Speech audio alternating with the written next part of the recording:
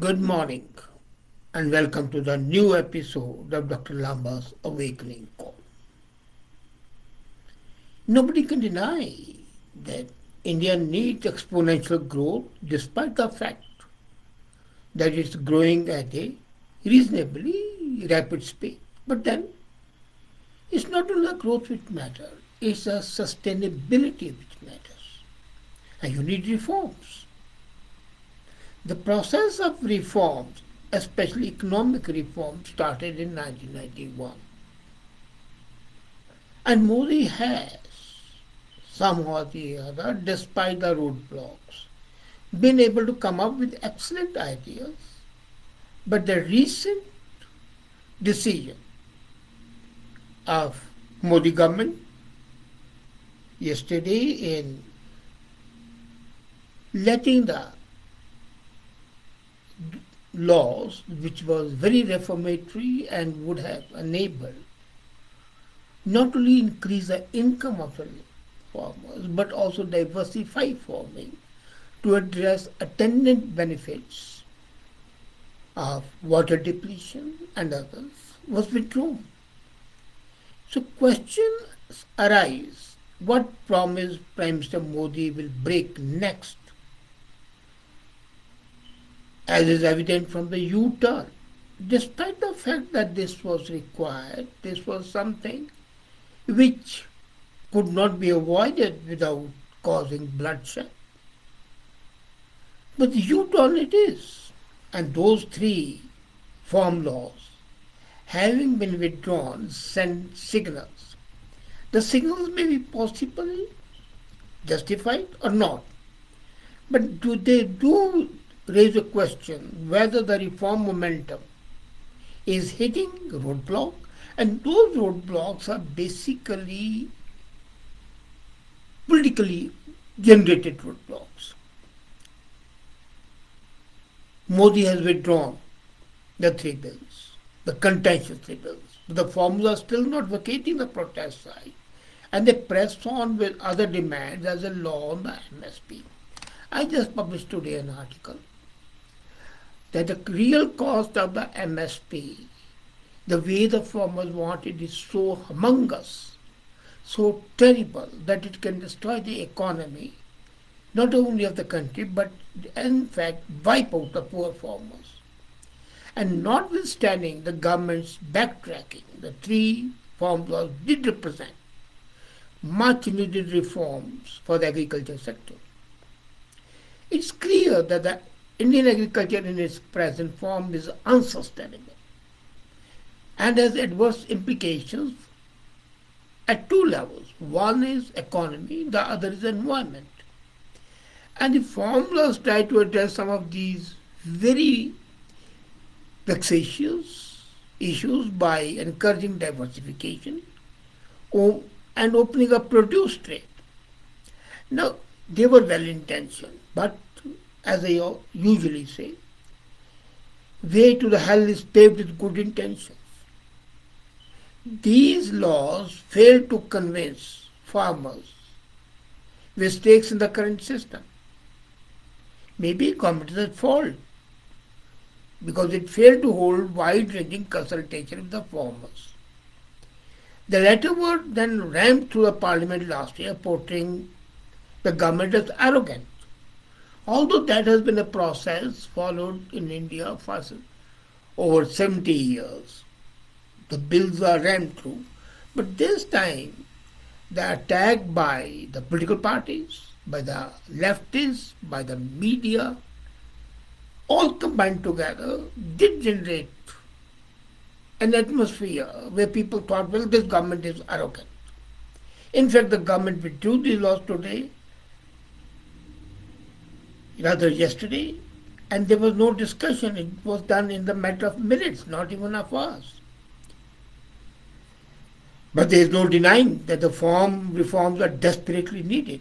Government can and should reintroduce them in future in another form after discussions. Of course, let there be discussions with farmers, with civil society, with political opposition, and then let the reforms be taken. One thing is clear, You cannot reform through stealth, nor can you force them. You have to evolve a consensus so that results are produced. Now, the side effect of this is, as I said, the momentum is hitting a political roadblock. The investors are wondering what promise New Delhi will break next as the ruling party tries to win upcoming elections. Government has made U-turn here. The possibility is that now the Prime Minister might delay the four courts that have been built as the biggest labour reforms in independent India. And if that is true, then you can be sure this would destroy the confidence of the investors both inside the country and the foreign investors. Has it been that Modi has come against a wall? Let's see. Take the labour laws. These labour laws were passed by the parliament in September last year. And these labour laws have to be finalized. Now, out of the 28 states, only 10 states have finalized rules for the industrial relations, wages, social security, and workplace safety. Now, paradoxically and amazingly, BJP is in power in 17 states, and yet these laws have been implemented only in 10 states. Total 30 states, 29 to be more precise, and only in 10 states the rules have been formed. The others are still lying in cold storage, in limbo. Now what happens? The politicians in the other states fear resistance from the labor. It has been a long time demand by the business community that the industrial units with fewer than 300 workers should not require government permission to fire the employees. And it's justified. A man has got, say, 5 employees and he fires one. Does it mean that he should go run to the government and say, well, I want to fire this 5? No. But if it's going to be large-scale unemployment, then of course, government can intervene and should intervene. Now, the federally mandated limit currently affecting factories is more than 100 workers. And now, the people say that nowadays 100 workers is not much because many times they are part-time workers. So it's a perverse incentive against growth. And as I said, only 10 states have made the rules. Now, codifying this concession wouldn't exactly win votes because the labor would think they're anti-labor. Wrongly so, but that was the impression created, as was the impression created of farmers. Secondly, giving a legal boost to the retirement nest egg, as the new rules demand, everybody should have a pension and things like that, would ultimately affect the employees. But imagine, now to give them the pension, some part of the salary has to be clawed back. So the take-home pay would be lowered to some extent. Maybe a minor extent, but then nobody is thrilled if it means lower take-home pay now. And why is it so hard for a powerful, after more than 7 years in the top job, the most highly popular leader to enforce his will? He's highly popular. His approval rating is the highest. He is almost a dictator. Modi had promised sweeping productivity enhancing changes to the factors of production, land, labor, capital. He had also promised a revamp of, crucially, very important big business. But what happened? He wanted a revamp of the crucial commodity market like food. And there he failed. And he failed because Modi is perceived, again, rightly or wrongly, that he is helping big business. He is a spokesman or a crony capitalism, they call it. So the first setback to the reforms was the land. The previous government, battling popular anger, had allowed land grab and called it, special economic zones. This law was passed as an acquisition law in 2013, just 1 year before Modi came into power. And the big business bound too restrictive. Within a year of coming, Prime Minister Modi tried to tilt the balance so that the village plots could be acquired more easily for infrastructure or for building affordable housing. What happened? Rahul Gandhi mocked him in the parliament for favoring crony capitalism and called it the suit boot sarkar, the government in suits and boots. Modi gave up the idea. That was the first time that the Modi was facing a roadblock, a political war barrier, and he's come to it. Ditto for the controversial agricultural laws. Modi backed them to the hilt against relentless protest by the farmers. But since the overall picture gave the impression that the state was going to withdraw from grain procurement, leaving farmers at the mercy of large business groups. And it was built up by the politicians and the political interests. It is not the reality. So it became a hot potato to hold, especially when the elections are due. So Modi dropped this ambition plan for some time. And the reforms on the subsidy-ridden agriculture and the food economy is likely to be there for some time. Now it looks like the new labor code are also going into the cold storage. Then reforms to improve capital allocation and economy. They are a mixed bag. And despite opposition from bank employees unions, a bill is going to be introduced in the coming session of the parliament. This will pave the way for privatization of two state-run banks. Not a bad idea. Why? As a matter of fact, there should have been no nationalization. These were private banks. So if you are reprivatizing them, there is no harm in that. But again, the question is going to come up. Who is going to do so? Now, what will happen is the investor will pay attention to the fate of this law. If this law is passed and not implemented, it will send a bad signal. Now, people, especially investors, are also watching the government's 6 trillion rupees, that is $80 billion, asset recycling plan. It's a great plan, as I've been saying. For instance, and before I go further, let me tell you, this is again a political minefield.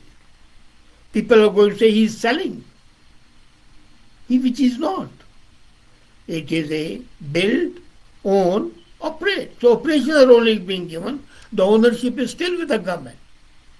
But the people don't understand it, and the political parties build a haze, a mist, a fog to mislead people.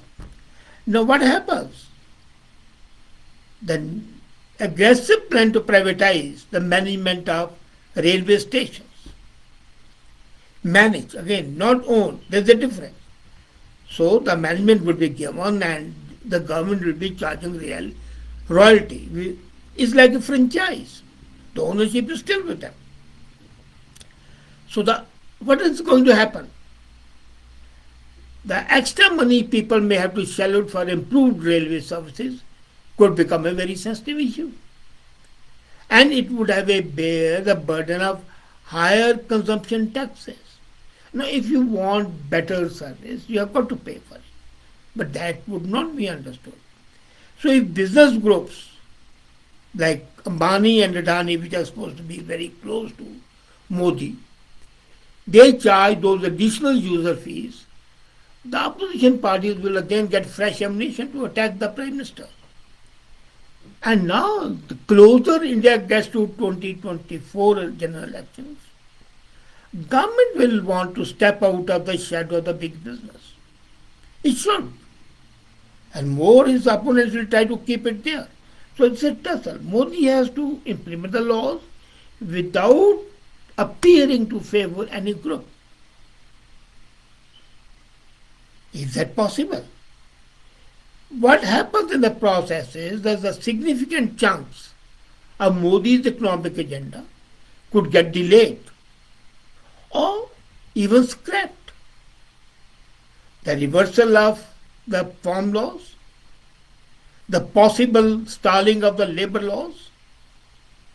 Is it the beginning of 2 years of inertia? Would Modi just not do anything like Manmohan? Give statements, do everything, but not reform, so that when he comes back to power in 2024, which is going to come back, and if he implements the laws, maybe the majority seats may be reduced. He'll still have a majority, but the number of the majority, the size of the majority may not be the same. But the political implications would be that less people favor him now. So the question is, would Modi be suffering from inertia for 2 years and then implement the laws in 2024? Or would he say, no, I'm going to implement them? But then if he wants to implement them, the best thing would be to have a consultative process. If possible with the opposition parties, the way Narasimha Rao had done. He had, in his issue, I remember very well, we had a discussion and received a call. Manmohan had an issue about the reforms, but the fear was that the BJP might oppose it. And I just suggested at that time that why not do something extraordinary to attack them. Narasimha Rao immediately called Atal Bihari Vajpayee. They talked to each other, and BJP did not oppose the reforms. Not only that, Atal Bihari Vajpayee was the India's spokesman in UNO, which was a shock to all the people because no government sends an opposition leader as a spokesman. But that way the opposition was neutralized. Would Modi have that capability? He has the capability. He's quite canny, let me tell you. He's politically very wise. But he might have his own constraints. But in case the inertia is not to be there, in case the investors are not to be confused, then we need the labor laws which are just been approved by 10 states, although BJP is in power in 17 states, to be approved. We have got to see that the process of privatization goes on. We have got to ensure that the land use rules are changed for the betterment of the country. So this is a billion-dollar question. Would he or wouldn't he? Is he going to be Hamlet? Inertia of to be or not to be, to reform or not to reform? Or is he going to be brave enough, but not brazenly brave, with sensitivity? Most important is involving the civil society in consultation and go ahead with the reforms. But in case it doesn't go with the reforms, let me tell you, the confidence of the investors would be shaken, and that is not something desirable. Today, the reform momentum is definitely hitting the political road bump, and those bumps have to be leveled out. Thank you.